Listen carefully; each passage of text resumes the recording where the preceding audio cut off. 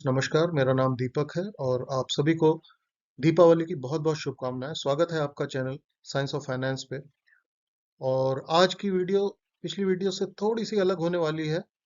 आज हम बात करेंगे कुछ ऐसे टर्मिनोलॉजीज़ की, कुछ ऐसे टर्म्स की जो म्यूचुअल फंड्स के केस में हमें अक्सर सुनने को मिलता है।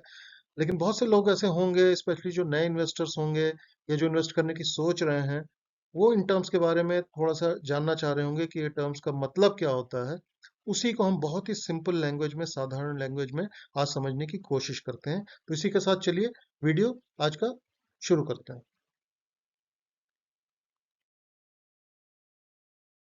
देखिए, पहला टर्म जो सुनने को मिलता है वो एएमसी है और इसी के साथ एयूएम है। एएमसी क्या होता है? Asset management company.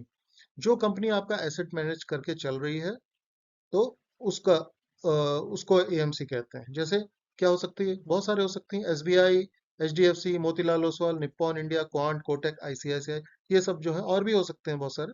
तो ये है। सपोज जैसे कोई फंड का नाम है आपका एसबीआई स्मॉल कैप फंड, तो उसमें एएमसी क्या हुई? एसबीआई। ठीक है। और अब दूसरा टर्म है एयूएम। एयूएम मतलब एसेट्स अंडर मैनेजमेंट, मतलब कितना पैसा लोगों ने इन्वेस्ट किया है उस स्कीम में या उस म्यूचुअल फंड में। जैसे किसी म्यूचुअल फंड का एयूएम मान लीजिए 10,000 10,000 करोड़ का है। इसका मतलब ये है इन्वेस्टर्स ने उसमें 10,000 करोड़ रुपए इन्वेस्ट कर किए हुए हैं, तो वो उस फंड का एयूएम हो गया, एसेट्स अंडर मैनेजमेंट। अब हम आगे बढ़ते हैं।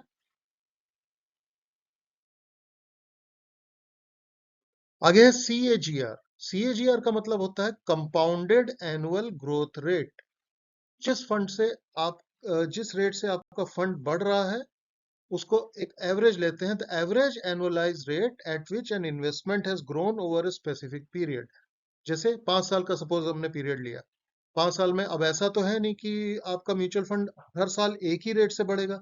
किसी साल 6% से बढ़ेगा, किसी साल 10% से बढ़ेगा, किसी साल 8% से बढ़ेगा, किसी साल 9% से बढ़ेगा। तो उसका एक एवरेज निकाल लेते हैं।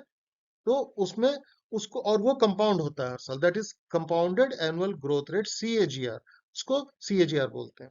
जैसे एग्जांपल क्या हुआ? अगर 10% सीएजीआर है, तो मतलब क्या है कि आपके प्रिंसिपल में 10% ऐड हुआ और फिर टोटल अमाउंट पे फिर 10% रिटर्न मिला। फिर उसके अगले साल जो रिटर्न मिला और जो टोटल अमाउंट बना उस पे फिर 10% मिला। इस तरह से चलता है। तो ये सीएजीआर हो गया। ठीक है। आगे बढ़ते हैं। एक टर्म आता है एक्सपेंस रेशियो।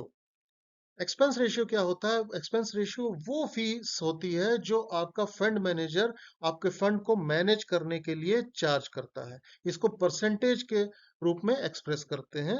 जैसे किसी पर्टिकुलर म्यूचुअल फंड का एक्सपेंस रेशियो मान लीजिए 1% है, तो इसमें क्या होगा? तो जैसे ही आप इन्वेस्टमेंट करेंगे, वैसे ही 1% जो है आपके इस इन्वेस्टमेंट में से माइनस हो जाएगा, डिडक्ट हो जाएगा, और बाकी जो फंड बचेगा उसको इन्वेस्ट किया जाएगा। और हर साल ये 1% जो है आपके फंड वैल्यू से डिडक्ट होता रहेगा। ये हो गया एक्सपेंस रेशियो। आगे बढ़ते हैं। Standard deviation. स्टैंडर्ड डिविएशन क्या होता है? It is a number that can be used to show how much the returns of a mutual fund scheme are likely to deviate from its average annual returns. मतलब जितना उस fund का average annual return है, उससे कितना deviate होने की, उससे कितना प्लस या उससे कितना माइनस होने की संभावना है उस म्यूचुअल फंड की। तो जितना हायर होता है स्टैंडर्ड डिविएशन, जितना ज्यादा होता है, हम कहते हैं वो फंड ज्यादा वॉलेटाइल। और स्टैंडर्ड डेविएशन क्या दिखाता है?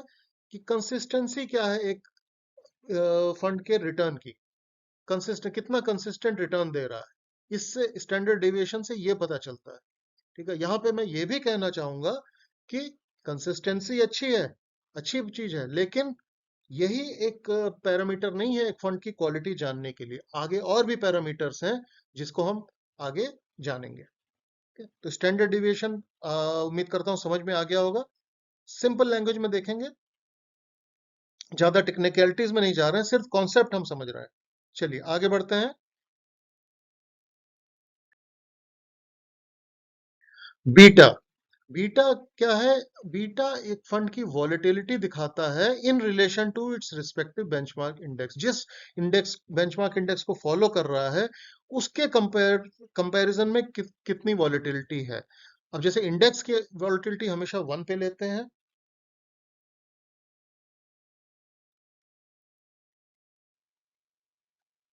तो हम बीटा की बात कर रहे थे, तो बीटा जो है एक इंडेक्स का हमेशा 1 उसका होता है इंडेक्स का।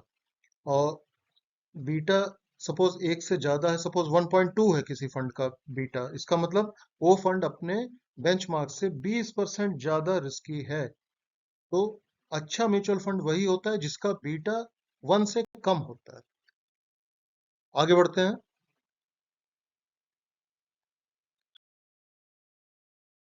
शार्पे रेशियो और सॉर्टिनो रेशियो की बात करते हैं। शार्पे रेशियो का नाम विलियम शार्पे के पे पड़ा था, जो कि एक इकोनॉमिस्ट थे, और उन्होंने उनके नाम पे ये पड़ा है। तो शार्पे रेशियो क्या होता है?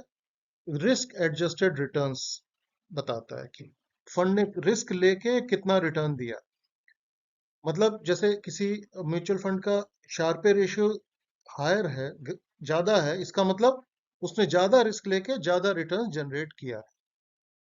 और सॉर्टिनो रेशियो जो है वो that evaluates the performance of mutual funds by considering the downward deviation। वो सिर्फ downward deviation देखता है, और it uses only the downside volatility to evaluate a fund's portfolio's performance। downside volatility को वो देख।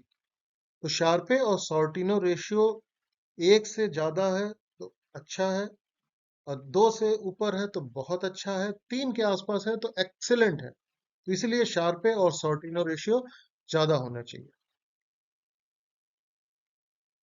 आगे बढ़ते हैं। अल्फा।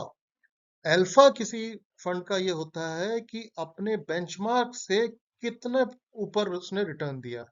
तो जितना अल्फा ज्यादा है उतना रिटर्न ज्यादा दिया है उसने बेंचमार्क से। तो positive alpha means the fund goes above and beyond expectation, अपने एक्सपेक्टेशन से ऊपर निकल के चला गया। अल्फा 0 से अगर ऊपर है तो इसका मतलब कि इंडेक्स से ज्यादा वो अर्न कर रहा है, रिटर्न दे रहा है अपने इन्वेस्टर्स को। तो ये कुछ टर्म्स थे जो कि मुझे लगा कि मुझे मेरे दर्शकों के साथ शेयर करना चाहिए, कि ये जानकारी जरूर, सो दैट कि उन्हें इन्वेस्टमेंट करने में आसानी हो। और हो सकता है इसके अलावा कुछ और भी टर्म्स हों जो आएंगे, हमारे ड्यू कोर्स ऑफ डिस्कशन में आ सकते हैं। तो अगर मुझे ऐसा लगा तो एक वीडियो और बना के मैं ये टर्म्स आपको एक्सप्लेन करने की कोशिश करूंगा सिंपल लैंग्वेज में। तो चलिए आज का वीडियो यहीं खत्म करते हैं। और अगर वीडियो अच्छा लगा हो तो वीडियो को लाइक कीजिए, चैनल को शेयर कीजिए और सब्सक्राइब कीजिए। हमें आपके सपोर्ट की बहुत ज़्यादा ज़रूरत है। इसी के साथ नमस्कार, टाटा, बाय।